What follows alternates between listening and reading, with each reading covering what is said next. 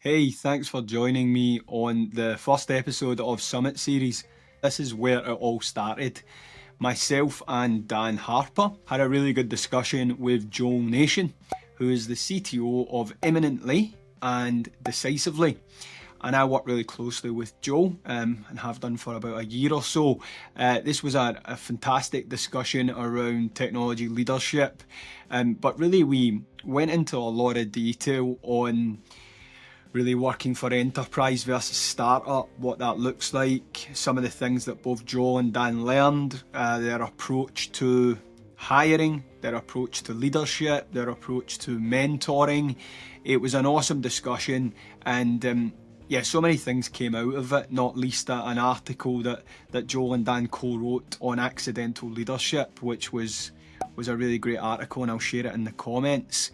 Yeah, let's kick the conversation off. Myself, Joel and Dan. Enjoy. You've done a lot in the leadership side and helping, like you say, engineers and kind of other tech people move into that leadership space. Maybe give a wee bit more kind of context and background into, I guess, why you care about that, why that's important, and the kind of stuff that you're getting up to at the moment. Yeah, sure. It sort of started becoming a bigger thing for me where I was working in one of my first kind of leadership roles. I've done startups and led startups for quite a number of years, but when I moved into kind of engineering leadership for like corporate roles, I did meet a lot of engineers who'd been promoted into leadership. And a lot of them where I was currently working at the time were struggling a lot with the people side of things, with dealing with stakeholders, that kind of thing. It was a real struggle for them. And many of them would come up to me and say, "Oh, hey, how are you doing that?" Like, and some of those feats were pretty epic, I think, like compared, like in regards to what happened. There's a big story we can get into. But it kind of, I ended up giving a talk at a conference where it was a technical conference, but I gave a talk on people, and the premise was your effectiveness, I guess, your impact as a technical person is capped by how well you deal with people. That was the premise of the talk. And after the conference, a lot of people came up to me and said, "Oh, we have that problem here. We're working with some people. We've got some engineers. We've got some leaders. The same problem." And I thought, oh, maybe this is something bigger than just what I see around me. And that's kind of, I guess, kicked off a whole bunch of things. For me, I started Leadership of Awesome, which is a meetup where we talk and help build people to take on those kind of skill sets and become more effective at people and grow themselves. And yeah, I guess it's been a bit of a passion to kind of help the industry and help engineers understand that the tech is great, and I love the tech too, but there's this whole kind of other side of dealing with people that you need to be effective at to be able to succeed. So yeah, certainly code is easy, people are hard. Is certainly code you can kind of understand. There's a logic to it. It does what you want it to do. People are sometimes crazy. Like people are really difficult, and managing people or being able to interact with people is complicated. I totally agree with you. When I used to mainly just be an engineer, and when I founded Imminently, thrusted into the world of, well, now you've actually got to manage people and all those things that your engineering degree and the code doesn't prepare you for. And that's a big challenge. So, Dan, I guess, how do you, so I'm an engineer, I'm a gun at the coding, but I've never really managed people. I've never really had to deal with people much. What's my first steps? What should I do? Yeah, I actually find when that conversation starts with engineers, it's a very polarizing topic, I think. Like if I was to say to, this happens regularly, I think, if I talk to an engineer and I say, "Oh, hey, we're having a career discussion," and I will put to them very early in the piece and say, "Would you ever consider managing people?" And I find there's very strong answers. Either hell no, never, I'll never do anything like that, or I'd consider it. Is kind of like the two choices usually. And I find that though, even if managing people directly, I think definitely has a whole more complexity around challenges. Like you say, computers kind of tell that computers do what you tell them to do. They're very straightforward, logical beings. Humans are like total chaos and totally the opposite. And so, so when you're managing people, I think there's a whole bunch of complexity around that. But even if for those engineers that say, look, I never want to manage people, but as they look to progress their career, like they move to a senior role, they move to a lead engineer, principal staff engineer type levels, I think even in those scenarios, you still, it's actually harder in some respects because you have to influence people. And so you have to have some effectiveness at understanding how people work, what drives them, what motivates them, how to, I guess, interface well with them. You know, you don't necessarily have the people manager, direct report type relationship. Instead, it's very, very much more influential. You mentioned that when you speak to engineers, some of them say hell no, and some of them are like interested, or maybe they might be open to it. The ones that say hell no, do you ever actually get them on side on it? Do they change their mind? I think sometimes, yes. I actually have had people in the past who might be like very passionate about technology or technical subjects, and let's say they're extremely passionate about quality. I've found that like leveraging those passions, because they actually showed a lot of those types of engineers, they actually show a lot of leadership potential in some of those areas, because part of leadership, I think, is looking forward. Like you're able to see a further horizon. So let's say, you know, you're leading a team and you're kind of thinking about things 12 months ahead. Like where do these decisions lead to? And I think engineers that have this kind of leadership within them, I think they look ahead and go, oh, as a team, as an engineer, like we should do this better, or we should adjust this. And I think like leveraging that to help build leadership is like a really effective way to help engineers understand what leadership actually means. Like when you're leading people and you're able to influence them, you're able to help them, to coach them, mentor them, like all of those efforts actually mean that the areas that they're passionate about, you can make more traction on, you can make more impact, you can improve the way other engineers around you work. And all of that, I think, is highly aligned and motivating to a lot of engineers. So I find that seems to be a good motivator for people. I think there's a certain element of trial by fire sometimes works as well. When an engineer is sort of tasked to work in a bigger team, there's that mythos of the lone engineer doing it completely by themselves. But that's just not true, particularly in modern software development. Systems are more complicated than a single person can possibly handle. So, there's thinking about putting your engineers into a space where they're going to have to interact with people and interact with other team members. I think some people are more naturally inclined or naturally interested in that real customer facing, particularly, but that those real people skills. But even an engineer, just internally, it's important to learn how to work with your fellow coders, how to communicate effectively, and to understand when somebody's having issues and how you can help and how you can be the most effective team member. Those sort of group dynamic skills are really important to actually achieve more in your development processes. Yeah, definitely. How did you go, Joel, when you like moved into people leadership and influencing? Was that like you were describing it as kind of an immediate thing, or was it something that you did you go through a process of kind of understanding what that world looked like and tried to navigate through it? Yeah, I agree. I think nobody becomes, well, most people don't just become a CTO immediately. There's a journey, there's a pathway to get you to that level. And certainly for me, it was starting as an engineer, but then moving more and more into areas that required me to communicate with customers, particularly because speaking to your fellow engineer is one thing, but speaking to a customer, and potentially a customer who's going to give you money, is a very different thing. And that really exposes a lot of things like soft skills for presentation and how to communicate effectively. And so I was sort of managing and going through those kind of processes. And a lot of times when you're doing customer stuff, particularly at the big corporates, you're going to have a team behind you doing stuff. So I might be the person out the front giving the pitch, giving the presentation, but I'm going to need to have other engineers that aren't my employees. They're my teammates in many cases. They're the same level as me, but they're going to have to do the development of something, or they're the subject matter expert in this system that we're trying to demonstrate, or they know the answer to this particular question. And so I sort of got into the role of being sort of, the accidental lead to a certain extent. We didn't have that titles or anything, but I was the one that was like, okay, cool, Kris, can you help me do X? And Dan, can you help me do Y? And let's work together as a team and try to get you motivated to work on my project and not the other salesperson or pre-salesperson's project. And then I'd be out there pitching that to customers. I had a role that was called pre-sales, which is in the big corporate enterprise world. It's not a sales guy, it's not a fully engineer, it's someone in between. It's an engineer that knows how to talk to customers and is there in the room to help the sales guy have that technical conversation and have that architecture. I took it upon myself to be, I like talking, I like giving pitches, so I did more and more of that. And from that, I became a sort of I founded my own company, and now I'm the CTO. And in fact, as a CTO, you end up doing more people management than back then, because now you actually have to deal with employees and make sure that they're tasked properly and that their leave is approved and that they're happy and their mental health is good. All of these extra things that you didn't have to really worry about when you were in a position of responsibility, I guess. For individual people. Yeah, I find I too found myself in sometimes accidental leadership roles in a team when something's going sideways and you're the person that puts their hand up to say, yeah, I'll fix this, or I'll have the difficult conversations with people to work through and try and find a solution. What you mentioned there about the people management side, where you're having to approve people's leave and making sure they're happy, all those things.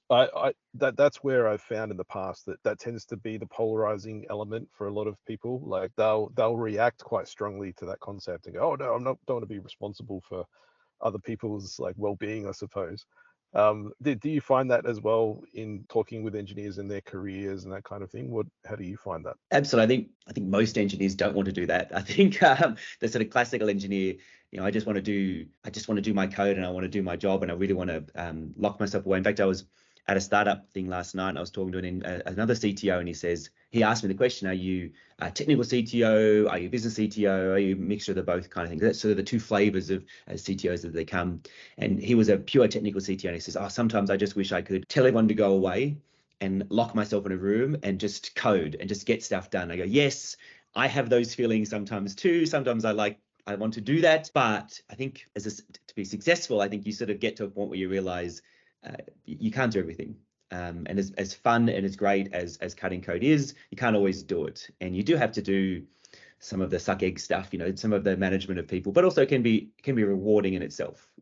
I've worked with people before and watching them come out of their shell. They're got an engineer and they're expressed to me like, I'd really love to do more like you do, like do more sort of that customer facing stuff. I'm, oh great, I didn't realize that was a skill that you wanted to flesh out. That's great. Let me take you under my wing and let's focus on that. And seeing that person transform from a pretty good just straight up engineer to an engineer that now is actually beginning to be comfortable in front of a customer and beginning to be able to have those conversations. It also means that, as a company, I now have more people that can do that. And it's not just everything has to be on Joel's head.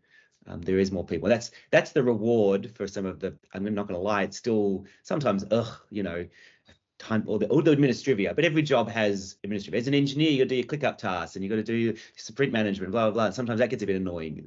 So every job has its downfalls, but it can be super rewarding. I guess, Dan, is that similar to your experience? Have you had that kind of flow or opportunity? Yeah. I think it's actually tougher in a CTO role of like when you're at startup levels. It's actually less support. A particular it's a particular challenge, because in previous roles where I was kind of head of engineering type role in a bigger organization, in those scenarios your day to day you're not anywhere near the tools. And I think I got to pair with an engineer once for about 20 minutes. That was like as close as I got to the tools to actually be able to do anything in those kind of roles. And I really enjoyed it too. Working with a junior engineer to kind of see how they're going and work through some problems was actually really fun. But yeah, I think in most of the time in those roles are spent in meetings or stakeholders, or like making sure things are on track, or do we have the right number of people in the right places. There's a lot of that kind of work going on. But being CTO in a startup is like you're very fluid, like you're required to be very fluid. Sometimes, I have to step in and do something hands-on. When we first started the team at Holmes, it was just me and two engineers, and neither of my engineers were strong in, say, DevOps. So I had to set up the whole DevOps pipelines, AWS accounts, the whole thing from scratch.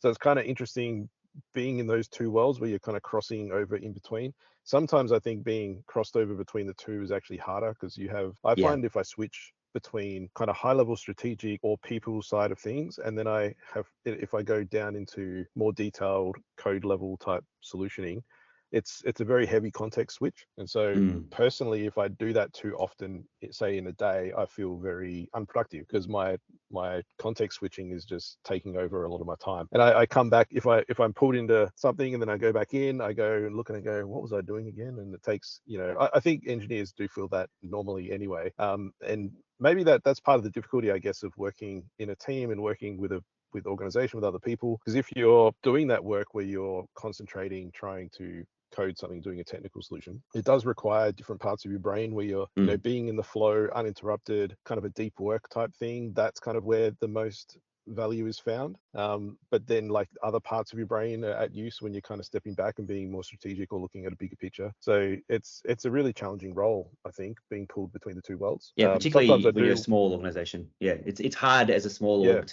you kind of want to have another one of me or somebody, an engineering lead or somebody else that can do it, but you can't afford that. Your company's not necessarily in that position yet. And I know recently, because I've been traveling a bit for work, my business partner, he stood up and he's looking after a bit more of the engineering in terms of the day-to-day operations, just for now, because he's like, actually, we've got all these strategic things that needs a technical mind, me, to be involved in. So in the past, he sort of led sales strategies, like actually all these are technical sales strategy. So he's freed me up by not having to deal with the day-to-day engineering for the moment, so I can focus on that. And that's, I agree, it's been really useful when you're a small company. You got to just try and work out ways to pick where the CTO or where your resources are focused. And I focus my engineers this way. Sometimes the CTO role, you need to go, actually, let's step in and help him so that he can focus on the more strategic stuff that actually we're going to get more value out of. But that's hard when you're small. Yep. Yeah, it's a very interesting role, but I find it actually quite enjoyable, I think, because if I'm the switch between them, kind of, as long as it doesn't happen too often within a day, but kind of varying tasks and being able to work on different things throughout, say throughout a week, I find that quite satisfying. Like in a roles where I've done that in the past, where I am kind of I'm in it. I like variety, I guess, is kind of how my brain tends to work. Yeah. But I do find my say like some engineers who are in a senior or maybe a lead type engineer, they express that too, actually. I'm pulled into discussions with people, so I don't feel productive. That's actually one of the things I find is a classic. I when I coach people as they're moving into like a lead engineer, like above a senior, I know people have different words for different levels, so it's hard to translate between them all. Let's say it's like one level above senior. When they move into that role, I kind of prep them and say, hey, you're about your measure of performance and effectiveness is now not your individual contribution anymore. Like that whole world you're kind of putting aside, and you're starting to step into, well, you're going to be more assessed by the performance of your team. And that can be one very difficult transition, I think, that people find as they start to get more senior. They're kind of like spending more of their time, I guess, like either coaching people, having conversations, having meetings. They're no longer kind of sitting down and coding for most of their day. This happens at senior levels as well. And yeah, it's kind of interesting watching people transition into that. Some people find it really difficult because I guess if you've spent so many years thinking of yourself and your work and your productivity as, oh yeah, I can deliver code. That's what I do. Yeah. I did find that. I think I struggled with that. Yeah, I think I struggled with that initially. You have a day where you finish the day and go, I did nothing. And then when you mature a little bit, you go, whoa. You spent the entire day planning out the week or the sprint for your team. You spend the entire day. I do what I used to call my Monday pastoral care. Like I'd check in with all of my engineers individually, one-on-one, just on a video conference because we're all remote, and it can be about, hey, how's the tech going? So it can just be how are you going?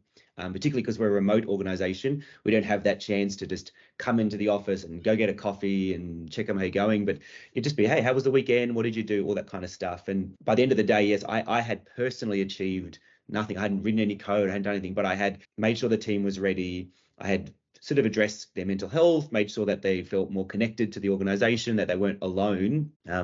Also, because it took me a while as a manager, I guess, as well, when I was constantly on meetings, constantly busy, and I'm going, God, I'm exhausted. And then I'd reflect and go, my engineers, most of the time, are not on video conferences. because they're not dealing with customers or whatever. They're occasionally slacking each other, occasionally, very rarely calling each other, and they're just working on it. So for them, their day is quite isolating, particularly as a remote worker. They may only get half an hour a day with actually talking to anybody other than what's, themselves basically in their own house. So having that pastoral care, having that check-in with them, I think did wonders for retention and sort of morale in the company. And you're right, it is about teaching yourself that now my value is not me and my outputs. My value is how good is the team going? Are we losing staff? Are the staff happy? And if they're happy, they're productive. Like it's that kind of, all of a sudden my worth is an extension of the rest of the team. And that's really a difficult mindset to think about, of day being full and not achieving anything. Yeah, that's really interesting. I find that in the CTO role as well, it's kind of interesting being when you spend a lot of time, say, helping a team or helping people, and they're trying to work on something really difficult, and so you're kind of coaching them, helping them move through it. We have this particular problem because we have two teams essentially at home. So I'm only one man, and I'm kind of like split between all these worlds. But I find if I need to spend time with one team because they're working through something, the other team, when I check in with them and say, "Oh, how's it going?" They're like, "Oh, you're doing some cool stuff over there. Like, I want you to spend some time with us as well. Like, help us mentor us." So, I've got some really awesome engineers who love to grow and learn and do all that kind of stuff, and they're hungry to do all that. And sometimes there's not enough of me to go around to kind of help everyone grow. But I suppose that's the challenge of like when an organization is growing, you have to make sure they have the right support. Do they have the right leaders around them to help them? Either people with more experience. I actually find that like it's quite a challenge, I think, because just when things are moving, you're sort of like at certain times you've got different numbers of people in different roles, and they're transitioning, they're growing, and you need to have the right support around them. It's luckily we're not growing like hyper fast in terms of like having to hire so many engineers. I know that could be a problem when that's happening, but even just like, reasonable growth is still a challenge as things move around and people need the right ingredients and support. Yeah, and it's also, how do you build that next level? Like when you're a small startup, yes, there's it's you, the CTO, doing everything, and you got some engineers that build. And at a certain point, you get to the point where now you need to start having the next layer of management in between. And I know lots of startup founders like, oh, we pride ourselves on a really flat structure and all that kind of stuff. I'm like, that's great when you're like 3 people, but eventually that's just going to be chaos. And you have to have that dirty word. You have to have middle management. And it's not like a classic big middle manager that just manages, but you need to have, okay, I need to put in place my lead engineer or my head of DevOps or my head of infrastructure, whatever that happens to be. And that's just an engineer that does a little bit of management work, right? That's particularly in the early days. And it's now all of a sudden you've gone through the journey and learned, hopefully, how to manage, or at least still on that pathway. But now you've got to help somebody else be on that journey, help them go, okay, right, now you're going to have all the problems that I just had, but you have to now learn these quickly because I need you to be productive. So you don't get the same time as I did. No. But you have to sort of devolve that leadership down, and I found that's difficult. I mean, Dan, you probably, as you said, because you got the bigger teams, you're doing that. How did you find, yes, you learned the leadership skills, but then how did you pass them on? What was the journey for that? Yeah, it's actually a real interesting challenge, because you're the challenging part I find about it is that you are a step removed, I guess, from teams and engineers and that kind of thing. And I think when you're directly leading a team, it's a lot easier to just react and like, correct some behavior, or have a coaching conversation, or help the team work through something, or structure the work differently. You can kind of immediately just respond to those situations. When you're a level removed and you're leading leaders, I think there's this kind of meta thing going on where you're kind of aware of teams and how they're going, because you're still having conversations with them. It's not like you're totally closed off from people. So you're still touching base, and you're still kind of getting vibes from where people are at and where teams are at. But your leadership, I guess, is expressed through coaching and mentoring another leader.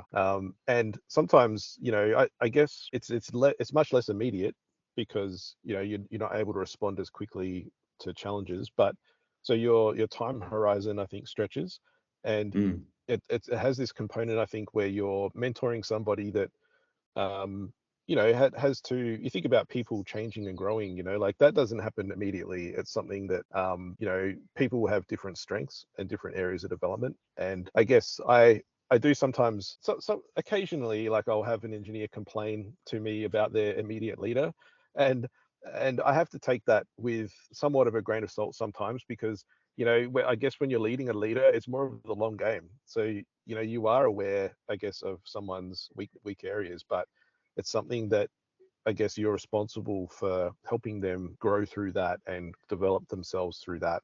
Be able to accept the feedback that comes through, but kind of look at this bigger time horizon, I think. So but it definitely adds a challenge where you can't immediately go in and just change things. So yeah, challenging. Yes, it's like when you first start training an engineer, you've got a coder in to come and work on your project when you first start your startup, and there's that lesson that every engineer needs to learn, that sometimes, yes, you could do it quicker. Like instead of me explaining it to you, I'll just do it. I can get it done quicker. And then every engineer eventually has to learn that, yes, sometimes, yes, you could, but you've only got so many hours in the day and you've still got to get your work done. So yes, it's going to take you longer to train that engineer just to learn how to do that or to learn the code, but eventually they're going to be productive and they're going to be able to do it faster and better and all that kind of stuff. And I think the same thing happens in that sort of leadership role. It's like, okay, I could lead this, or I could handle this problem better, but I need you to do it. I need you to, sometimes, as long as it's not too bad, I need you to make the mistakes, because I can see where this is going. I can give you my advice, but you're going to go, okay, as long as it's not going to cause actual harm to your business or your staff or whatever, maybe let them go a little bit and go, okay, right, okay, you screwed up. This is why, and now we know why, and you'll learn and not do that again. It's that getting that, oh, I could do it, get out of my way mentality. I think as engineers, we just naturally want to do that. We're just problem solvers.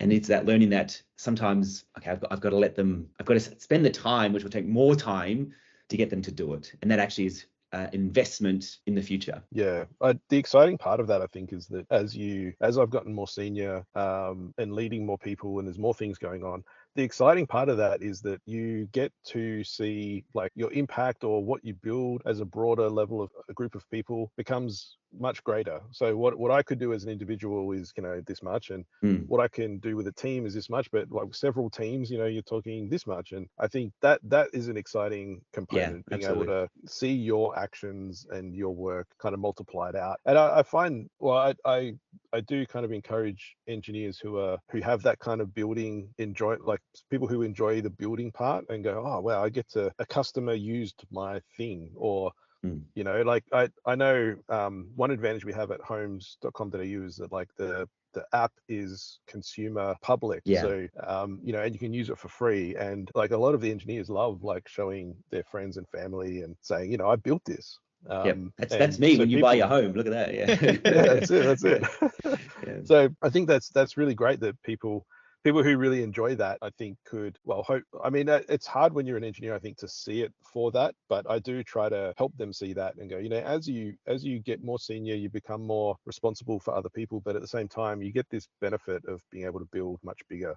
And that's like, a really exciting thing. Absolutely. When you've got your team firing and they've experienced and they've learned, and that takes time and investment of your time, but then the things they can produce and the systems that the problems you're now able to solve are just so much bigger than what you could possibly hope to achieve on your own. And I've got a great set of guys in my team, and a lot of our stuff, unfortunately, is sort of internal or it's B2B, so you can't always point to it.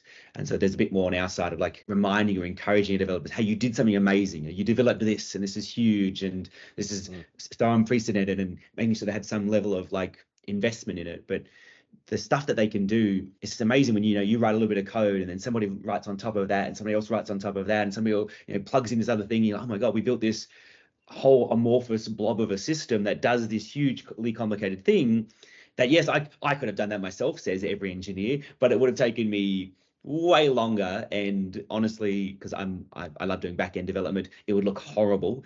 So with all respect for my front-end developers, that's how I imagine it in my mind, but that's not how I build a UI. So yeah, no, it is a rewarding experience. Yeah, definitely. I love that.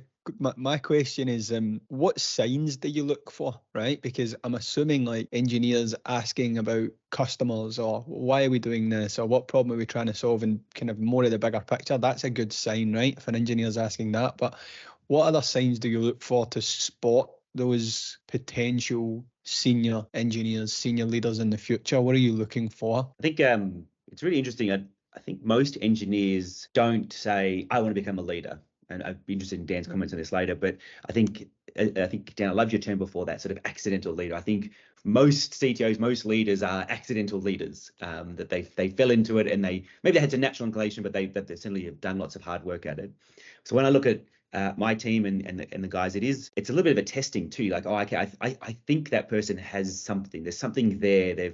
They've got, maybe it's a bit of presence, or they've got an ability to communicate in some way. I think they're the two important parts of being a leader. If you can't communicate well, you're not going to be a good leader. It's just, in my opinion, you have to be able to have that presentation skills, or have that public speaking skills, or have that interpersonal skills, whatever it happens to be. It's difficult you learn those, and then you can be a good leader.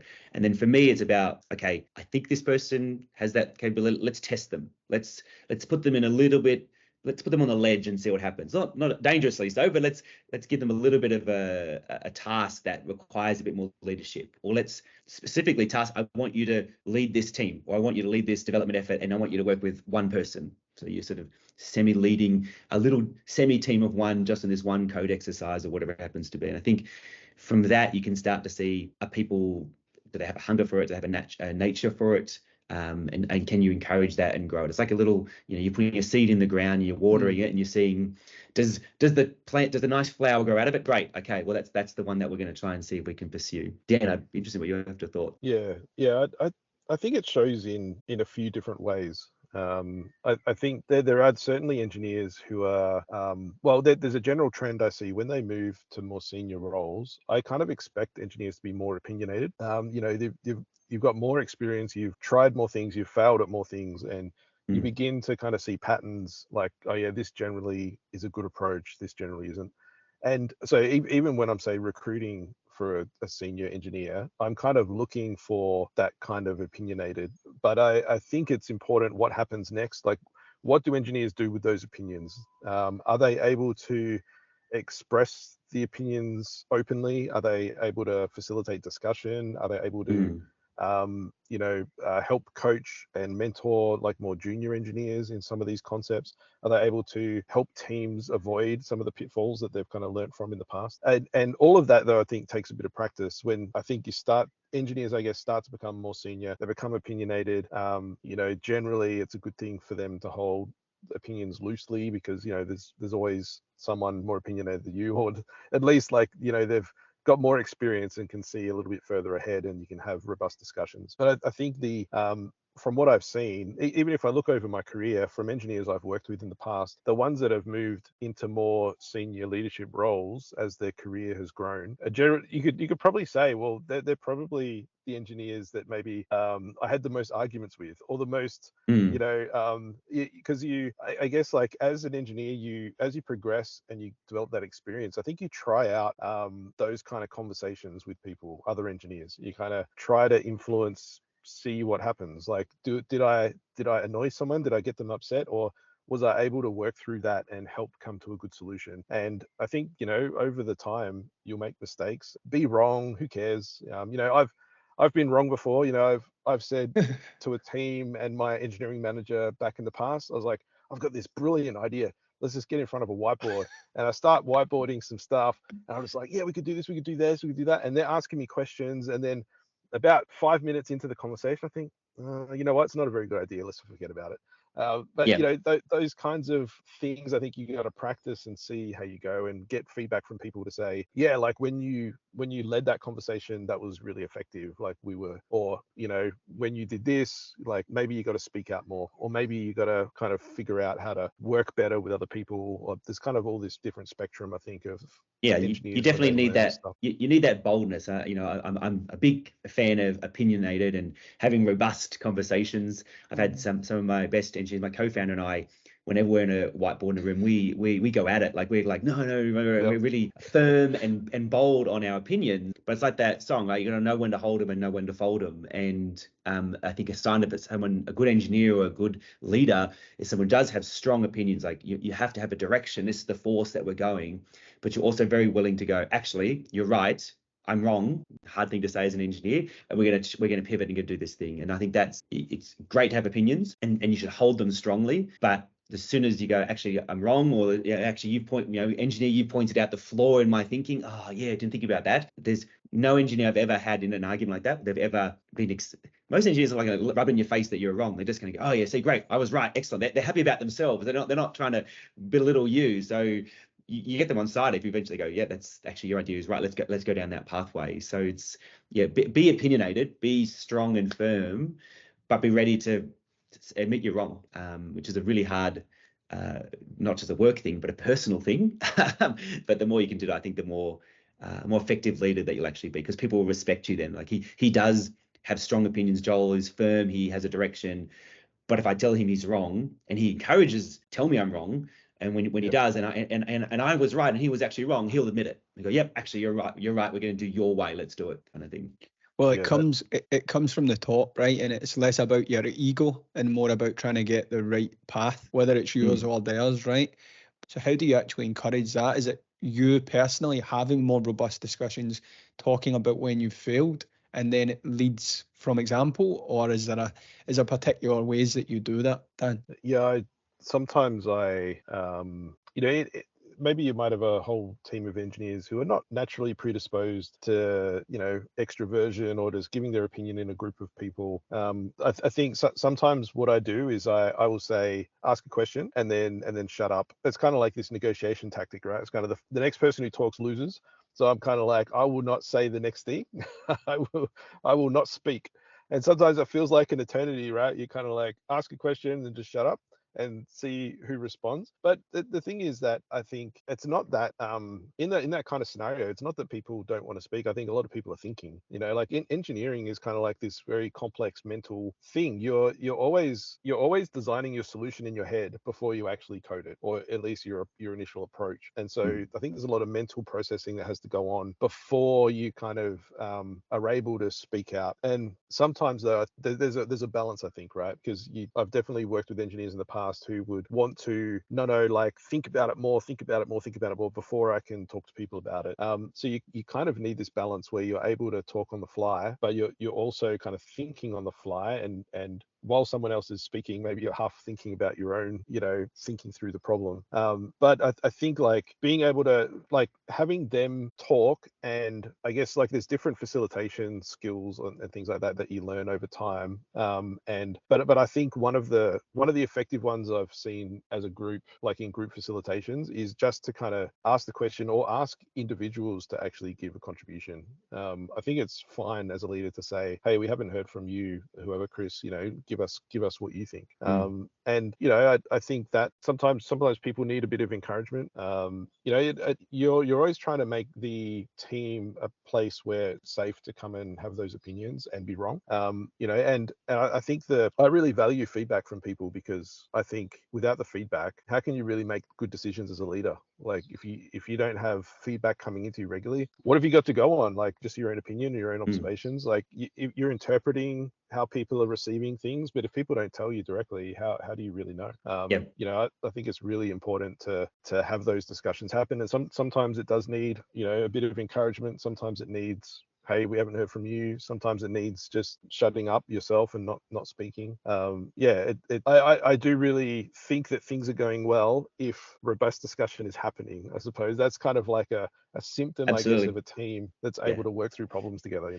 The more arguments, good arguments that a team is having, I think the better. I think for me, I found it when you're the leader, it is about sometimes falling on your sword. So it is about going into a meeting saying, hey, the other day I was wrong about X, and so pulled me up on it, and we had a really great conversation. And I would say that I'm going to give you praise for having the courage to come forward and to tell the big scary boss that he was wrong and you were right, blah, blah, blah, and really overemphasizing a little bit, but really making it, because then when you're doing it in an open forum, the rest of the engineers go, oh, okay, so that's that's something that is wanted or encouraged, and it's respected, and it's okay also that the boss said he's wrong. Okay, so it's okay for me to occasionally be wrong and manage that. You mentioned introverts before. I've also got a bunch of Europeans. I'm not saying that they're introverts, but a different culture where there isn't normally a culture of telling your boss that they're wrong. And what's effective for me, and this only works if you've got Europeans, I think, is I've told them all, hey, I'm Australian, you'll never offend me.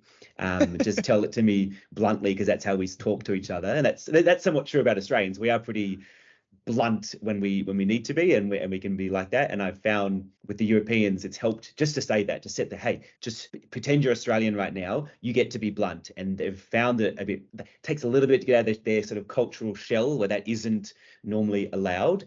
But I had an engineer yesterday, and he was like, oh, I'm not sure how to bring this up, and he was very nervous. And I said, dude, I'm Australian, you're not going to offend me, you can say it. And then by the end of the meeting, he was very relieved, because he was able to get across the message that he had, but it was hard for him to go against the boss, because he was telling me I was wrong. And you got to encourage that, and not like strangle the bird in the hand kind of thing. Make sure that they're really happy. But that has been useless for Australians maybe, but a very effective technique for my European team.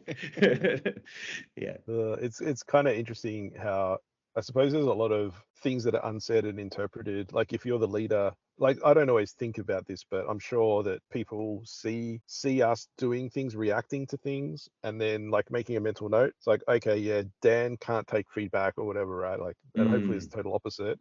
Hopefully they see me making mistakes, admitting I'm wrong, talking stuff out on the fly, all of these kind of things, I guess, cultural elements that we would want to encourage. I think a lot of it is done from example.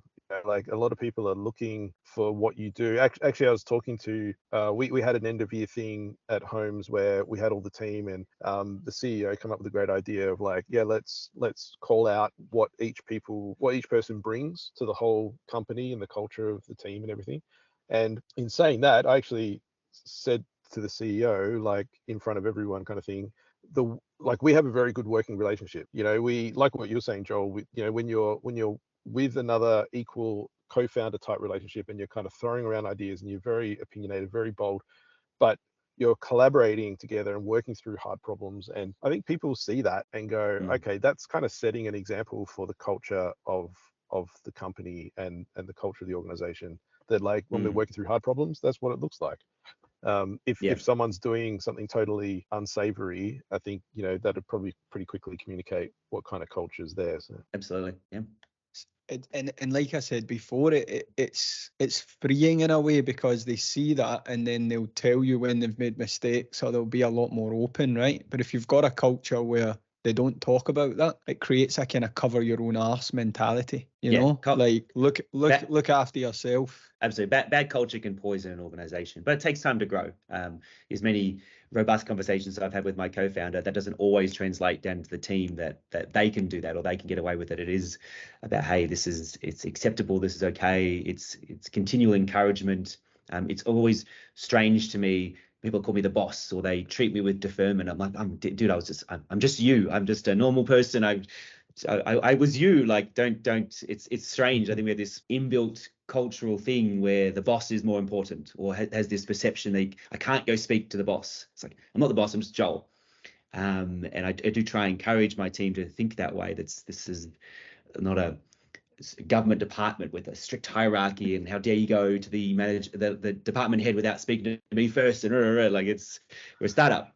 It's chill. There's a layer, but that doesn't mean I'm in the clouds kind of thing. And that's it's difficult. We don't want to go against the boss. We don't want to say that the boss is wrong. He's the boss. It's like, yeah, but he's just as dumb as everybody else, so like, tell him what to do. Yeah. Well, I think a lot of gold comes from, like, I mean, if you've done a good job as the boss, and you've hired great people, if you're stomping all over them, then what's the point of hiring great people? Like, you hire them great so that they can come and bring themselves and their brain to solve the problems. I actually have an engineer who, when I'm in a huddle with them and their team and we're throwing around ideas, he's always the guy to bring like the simple, he can cut through a whole bunch of kind of complexity and go, what if we just did this? And when it happens, it's just like amazing. You go, oh, of course, why didn't I think of that? Like, why didn't we do Yeah.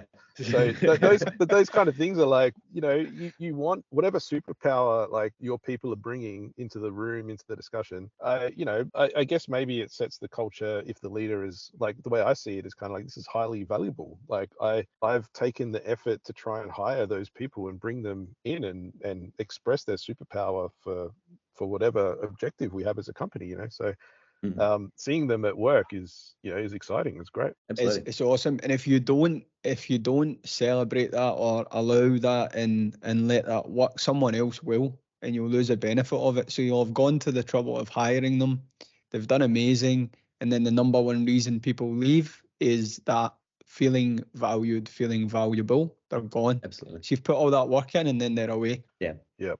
If you want to just doers that just get, go away and just do that, then you're not going to get leaders. You're not going to get innovative thinking. You're not going to get that dynamism that a team needs. You're going to get people you can boss around. Yeah, it's not going to give you much more than what you just have today. 100%. Right, now we've got a couple of questions just to finish up, if that's okay. We want to ask you, Dan. This comes from one of the team in Imminently. When I ask, it's quite a long question, so I'm going to do my best. Okay, so it's around the soft skills, but it's more a couple of areas. So first one is on the hiring side. How are you assessing or gauging soft skills in potential hires? What do you use to do that? I actually look for the way people talk about their work on their resume first, because I'm kind of looking for how they describe their work in terms of, is it just like, oh, I did this task, or is it something that they're describing in terms of, say, like customer value or business value? Are they able to kind of put their work into a context of a bigger picture? That's always something that is, I mean, that particularly as someone gets more senior, I'd be expecting someone to do more and more of that, to connect their work to business value and customer value. So I'm kind of looking at that first.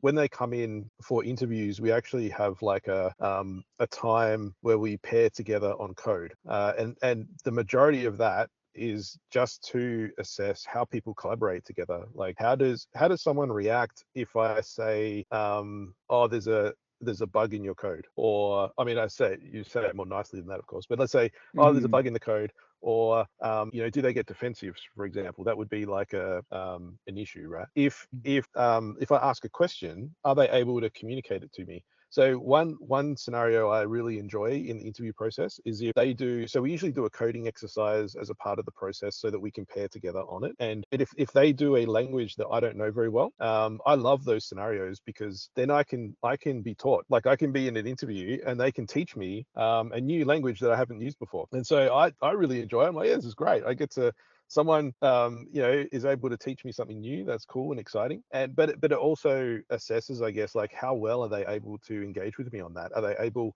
I'm effectively like a junior engineer in that scenario, right? In the interview situation, I don't know this language, I don't understand something of the code that you've written, so I'll ask a question like, how does this work? Like, what is this actually doing? And them able to explain it to me is like an assessment, I guess, of soft skills. Like, are they able to mentor a more junior engineer? Are they able to explain concepts, difficult technical concepts, like to someone who doesn't know the context?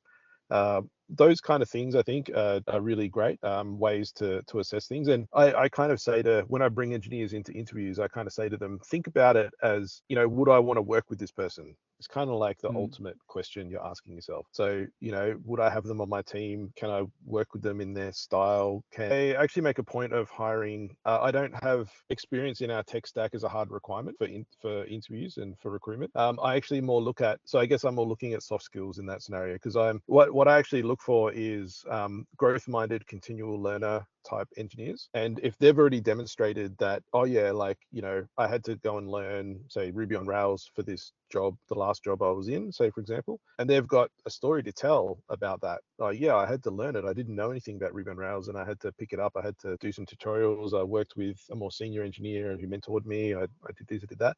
that's a really great example to show that you're able to learn new things. And so then I would look at that and go, well, if you can do that, and let's say, particularly as a senior, I would expect, well, you probably know a few programming languages, you probably have experience in a few different tech stacks. I would say, well, if you don't match our tech stack, I don't care, because I'm assuming I'm hiring you for the capability to be able to learn stuff, within a few weeks and be competent. And, that's what matters. Because I think tech, even if you use the same tech stack, there's still so much complexity in a tech stack that you're never going to tick every single box. If you cover operations all the way through, like if you say front end, back end, DevOps, there's so many different tools, so many different ways of you can do something. To actually get 100% alignment over that whole picture is just not realistic. And even if you did have alignment with a lot of it, there's new things coming out all the time. Like you'll see like people who are I was talking to someone on LinkedIn the other day who said C# is the be all and end all. And I was like, what did you do before C#? Because it didn't always exist, right? It's like, that tech will come and go, and there'll be something else Always coming soon, right? So I think if you can be like, oh yeah, I'm an expert in this tech stack and that lines up, but you might be using something new in 12 months, 18 months, I don't know. Tech moves pretty quick. One of the best parts about hiring like that is that you can fill a whole team of a culture where learning is a day-to-day part of the job. I think engineers are pretty sensitive to learning environments, because if you're not learning new things regularly, you're getting left behind, because the industry is changing. And if you look at, say, AI or whatever, right, like what's been happening over the last 2 years in that space, if in any space in tech, everything's always kind of moving along and being reinvented. How many JavaScript frameworks do we have this week? There's lots of different changes and evolutions and new ways, new approaches. Some of it's from the same thinking from the past, but there are always new things. And I think engineers, feel that quite keenly. And if they're in a position where they're not learning new things, I think people get nervous. It's like, career-wise, I have to be moving to a different role, because if I'm not learning new things, I'm being left behind. So incorporating learning into the job, I think, is a really effective way to kind of retain great engineers. I think also that the technical skills are to some extent easier to learn. Like once you know one language, it's not that difficult to learn another language. It's a bit of effort. It's a bit of difficult, but it's so much easier than learning a soft skill. Learning a soft skill, learning how to communicate, how to be a public speaker, how to do any of those kind of skills is really hard. There are a wealth of resources available, but I would definitely agree. I'd pick somebody that didn't have the language I needed, but had, they were an engineer, like maybe they're the wrong language, but had good soft skills, over somebody who knew the language I was hiring for. Because I can get you to do good crash course. I can teach you the code, language, whatever. It's much harder for me to teach you the soft skills. That's so interesting. It takes me to a conversation I was having with you, Joe, when I was flirting with the idea of trying to learn it, and you're like, don't. You're like, you're not focus an on your engineer, value, mate. Yeah. Focus on your value. Coding is a certain type of person. It's a stubborn, problem solving, because fighting the machine to get to do what you want it to do is so frustrating and rewarding at the same time. It's almost like endorphin highs. But Kris, your value is a great people person. You've got an amazing set of soft skills, and they're way harder to teach somebody than how to code. All right, I'll remember that when I try. Awesome. And final question: how do you measure or track those soft skills or those parts of a person in their role? Is it intuitive? Do you use measurements for it? Because they're obviously not as tangible as a piece of code that you can assess, right? So what do you use for that, or what have you seen work really well? What I was touching on previously about in the context of their role, are you meaning in the recruitment process, or like once they're on the job? Once they're on board, once they're an employee. Yeah. Okay. Yeah, I think there's different scenarios or circumstances that happen in the day-to-day work, and I think it's important to go and get feedback for people, get their feedback, see what their experience is like. Then you can feed back to the senior engineer and say, okay, look, there's some things we can work on together. There's some more soft skills development, or whatever the circumstance is. There was one, this is going way back years and years ago, where I had a more junior engineer who was like, we pair together, but they're always driving. I was like, okay, cool. Like I can work with that. I can sit down, talk have a chat with the senior engineer, say, hey, look, it's more effective if they're driving, even if it's slower, because when you're on the keyboard, you're thinking through the problem different, and it might not be as exciting as a senior engineer, but in the mentoring relationship, you're there to build the junior engineer. That's the whole job of what you're there to do. So kind of having those feedback mechanisms that are direct and say, yeah, cool, like here's this particular circumstance, like, oh, when I talk to this engineer, I can't understand what they're saying, or I get kind of hostility, or I get some kind of soft skill issue. That direct feedback, I think, is it's kind of sometimes hard, because engineers, you want to be very kind of data driven, right? So your logical brain defaults to, even as a leader, an engineering leader, and as an engineer, you're kind of like, yeah, I want data to tell me what's XYZ and what things mean. I think with soft skills, though, it's more difficult to do that, and instead I think it's effective to kind of go, okay, we've got some scenarios or some examples, because when you're not talking about examples, it's very, and without data, it's a very meta kind of conversation. It's very abstracted. So, I think using a real life example and digging into that together is much more effective. And I think it's okay to, even though this flies in the face of like how an engineer thinks, I think it's okay to say a measure of your success, as let's say, like as a senior engineer, a measure of your success is how other people perceive you or work with you, or their feedback on you. Like that's just as valid as like a hard data metric that you would look at in some other context, that how your code runs or what have you. I think with soft skills, someone's feedback about you, I mean, there's edge cases and nuances to it, because it's much more beneficial to get many points of feedback from people, because sometimes individuals can have certain bugbears, like, I only like this kind of person, and every time I give feedback on people, I'm always pointing out their flaw in this area because it's like a passion of mine or whatever, right? It's like, yeah, that's not kind of as valuable for people's growth, So I think taking multiple data points where you can see patterns, that's actually incredibly useful when you're giving coaching conversations to people. If many people say the same thing unsolicited, well, it's solicited, but let's say it's just open-ended, tell me about the strengths of so-and-so, right? Or areas of development. If the same concept comes up, people will express it in different words, but if the same concept comes up from multiple people, I mean, you can assume that they haven't kind of worked together to go, oh, we're going to get this guy, we're going to give this feedback. But if there's the different views, but saying the same thing, that's like, I guess from an engineering point of view, that's like pattern matching, right? It's like, I can see this same trend across multiple people who are saying the same thing about you. This is probably an area that we need to work on together. In the coaching and career development, I can help you work on it. So yeah, that's some thoughts. I think all of those, it's a little bit of a different approach, I guess. No, I really like it. It reminds me of something I do similarly at the reference stage. So sometimes I think references can be a bit of a waste of time, because they just give you your mate, right? I worked with this person, XYZ. What I've found that could be quite good is either informal references, or when you get the references, you're looking for those areas of development and patterns across the different people that have gave the references. And then when you're talking to a potential employer, you tell them those areas, as long as they're not fundamental to the success of the role, right?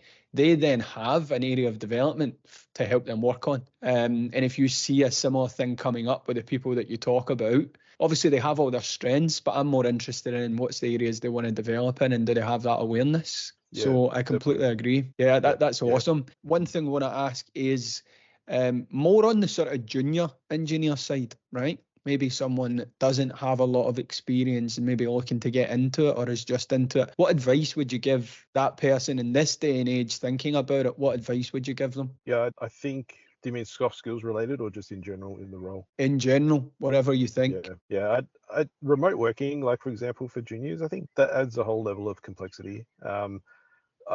A lot of junior, like success for juniors that I've seen, have been someone who can, I guess, communicate early and often. Like, oh, I'm having trouble with this, or I need help with this, or it's not a failure. It's like you're learning, and I would want it for any engineer, right? Any engineer to kind of say, oh, hey, I need help, and your team is there to support you, right? It's yes, there's individual contribution and performance and all that kind of stuff. But I think particularly as a junior, a lot of teams, really your support network is the team, and you can lean on them as much as you need to be able to work through, you know, some of the challenges and learn. Because if you get stuck and you kind of go away in a hole, I think that's the bigger problem, right? So I think, like, if you're able to say to people, look, help me with this or help me with that, but it's not just like that that's not your first point, right? Where you say, I can't do this, but it's more like, I've tried this and I've tried that, I can't quite work this out. So it's like, you're trying to work it through, you're trying to figure it out, but you need some help to kind of get you unstuck. I think with the remote working scenario and stuff like that, it just has to be something that happens more and more often. It's over communicate maybe is I think going to be more successful.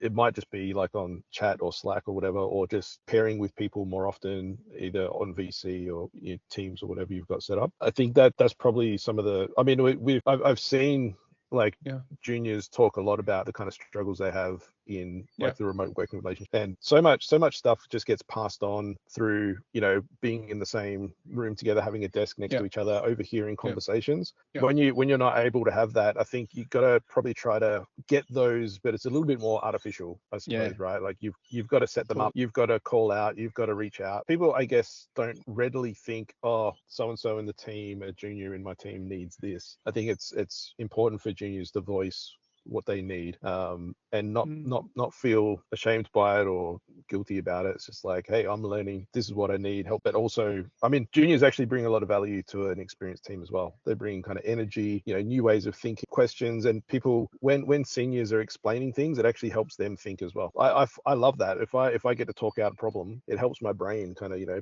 lock things into place and kind of figure out problems. So there's a lot of value in just asking for help and being a part of that. Yeah, I love that. And it's just, they're curious as well. They want to learn and find out more. So if it's a remote team, put things in place to try and touch base as regularly as possible, and also have the in-person events or things whenever you can too, to try and keep that. Because a lot of the learning happens outside of the meetings, right? It's hard to put your finger on it, but you're learning by proxy, and you're learning by what to do and also what not to do. I think it goes across everything. I don't think it's just engineering. I think it's any sector that people are learning or maybe don't have that much experience in now. Remote, I think, has made it harder for them in a way. And you just have to work harder to make sure that you stay close to the people in the business, right? I think it's just a constant problem. Joe, what do you think in terms of that point? Because obviously being a remote first, completely remote, not remote first, remote only company. It's challenging. Remote is challenging. And certainly I'm starting to see a lot of the juniors or more junior engineers really wanting to go back to an office, really missing having not had that experience, I guess. But weirdly, the seniors or the older engineers who have had that work experience and had that time in an office, more than happy not to be back in an office and continue to live that remote lifestyle. So I think there's a culture or generational, I'm loath to use those kind of terms, but there's certainly an age bracket where people will actually, I'd rather be home or I'd rather be in an office kind of thing. And so it's really challenging. That's kind of what I talked about before, that with that pastoral care. Like I try and do that like 30-minute chat, which isn't about work necessarily. It is just, hey, how was your weekend and what's going on? And yes, it consumes a lot of my Monday, but to our previous conversation with Dan, right? Like it's about make sure that they're feeling connected and that they've, you know, there's a reason to be part of the organization. There's some morale, there's some capability. And as Dan said, we do try and do the regular activity. We don't do them physically. We do try and do a physical one every year, but we try and do quarterly digital lunches. One, I don't think, Kris, you were on at that time, but we did a trivia about everyone in the company, and then we've done an escape room, and we've done a couple other different ones. And so it's a way to try and bring that physical relationship into to the digital realm, basically. I think you finished last in the escape room, if I remember correctly. You were in there for hours, mate. Our team, no, my team finished last. I was being a good manager and letting them work out how to succeed and fail. I was just there for the ride. That's what you were doing, the pastoral care, right? Yeah, I didn't know that. Yeah. We would have, if I was just in charge, we would have been better. No, of course, that's the way. Yeah. I reckon that's a nice place to wrap up. What do you think? I think we started it out with a how to not do a podcast. But no, that was a great discussion, and thank you very much for taking the time to tell us a wee bit more about everything, really, Dan. And Joe, thanks for making the time. We need to do it again soon. Dan, it's been great conversation. It's really, as you said, we sort of started with soft skills and then we just roamed all over the place. It was really interesting the whole time. Yeah, it's cool. That's good.